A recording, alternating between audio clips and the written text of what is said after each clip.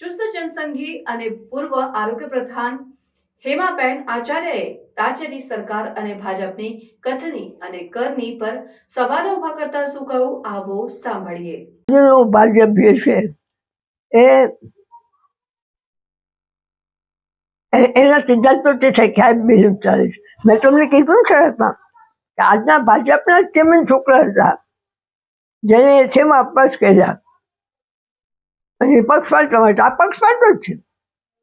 આજનો ભાજપ એના સંસ્કારોથી બેગોળ થઈ ગયો. આજના ભાજપ માટે કશું જ કહેવા જેવું નથી.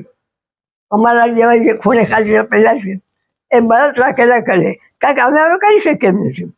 મેં કાંધો હવે આજે હું એ રીતમાં હું શું કહી શકું? તો તમે આવ્યા મેં તમને કીધું એવું અમે કોઈ તો કહીએ અને એ આ સમજતા બેસું.